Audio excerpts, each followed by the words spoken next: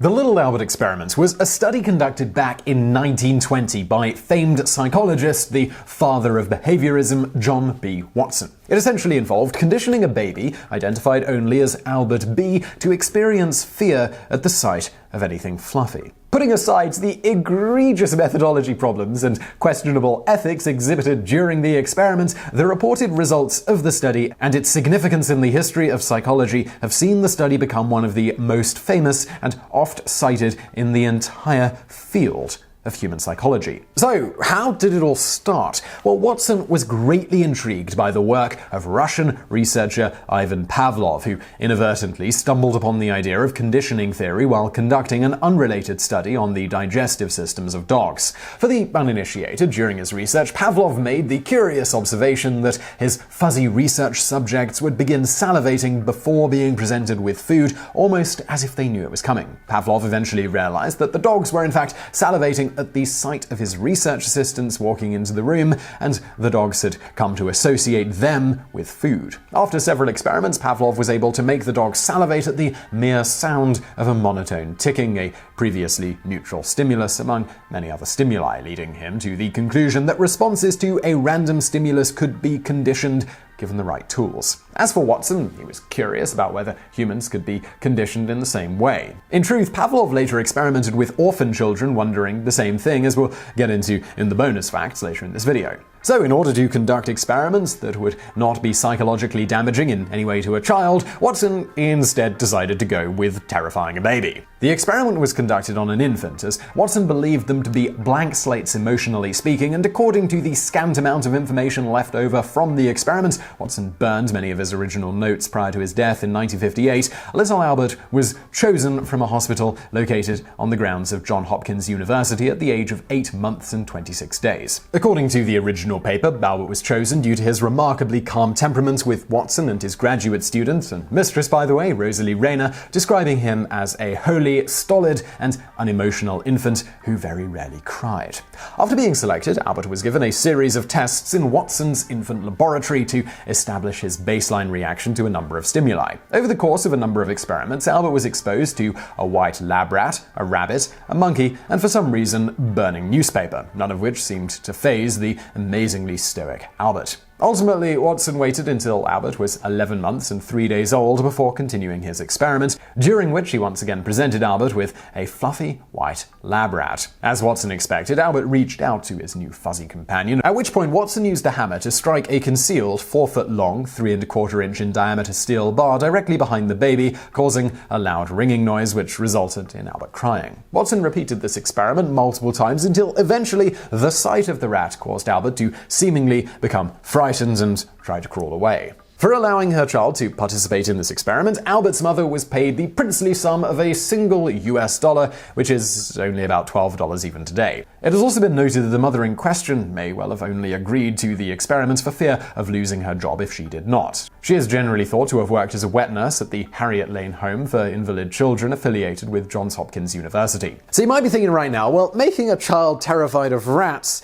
doesn't sound particularly bad, right? I mean, there's even a small chance that this could indeed be beneficial at some point, because nobody wants their child getting bitten by a wild rat. The problem was, as Watson had theorized, Albert generalized and became terrified of anything with fur, and that included rabbits, dogs, and even men with fluffy white beards. To make matters worse, Watson didn't bother to desensitize the child when Albert was ultimately released from the hospital. So how did he justify this sort of experiment on an infant? Well, in his own words, at first there was considerable hesitation upon our part in making the attempt to set up fear reactions experimentally. A certain responsibility attaches to such a procedure.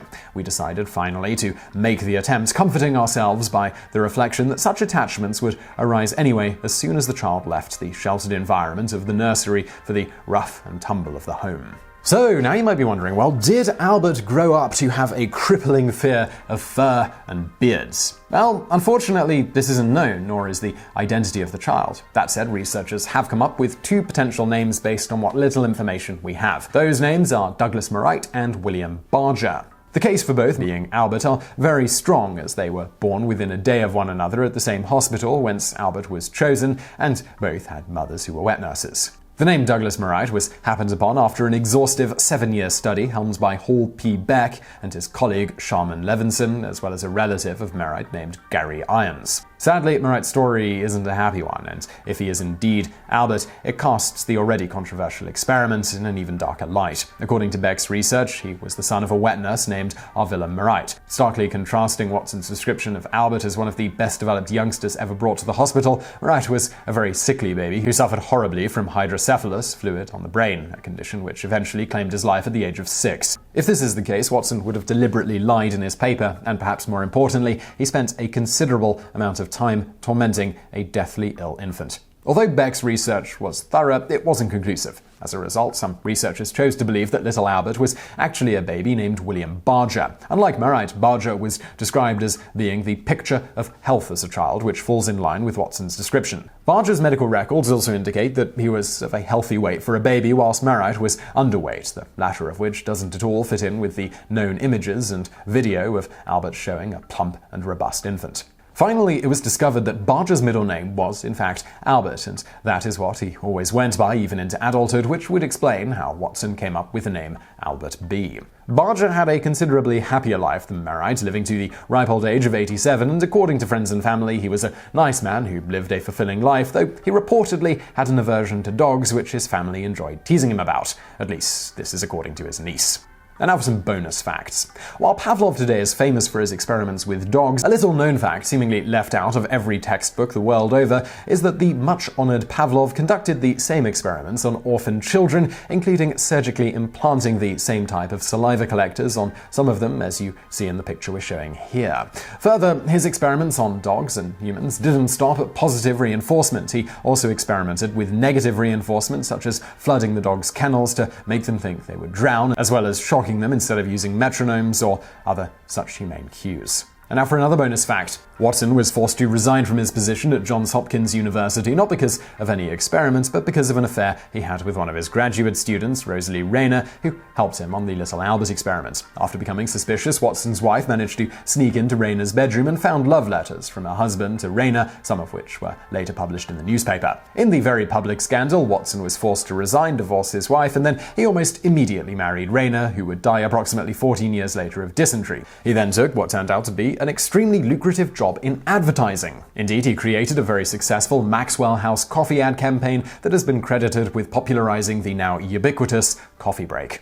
And now for another bonus fact. Among his other exploits, Watson also put significant work into the study of the best way to raise children, including writing a popular book on the subject called Psychological Care of Infant and Child. It advocated, among other things, making sure mothers and fathers didn't bestow much affection or tenderness on their children, with particular emphasis on mothers, including a chapter titled Too Much Motherly Love. As for Watson's own 2 children who were raised with this method, well, they both attempted suicide and one succeeded. The one who survived claimed that he and his brother's struggles with depression, among other emotional issues, were the results of his father's behaviorism parenting principles. And now for another bonus fact. Watson's research certainly wasn't all bad, of course. His ideas on behaviorism were hugely influential in the world of psychology, among other contributions. He was also one of those staunchly against the idea of eugenics, which was extremely popular at the time throughout the developed world. Indeed, this would only really reverse after World War II. Watson believed that the breeding out of undesirables was fundamentally flawed and that one's upbringing had far more of an effect on the ultimate quality of the individual than genetics. He further stated in his 1930 book, Behaviorism, concerning his argument against eugenics,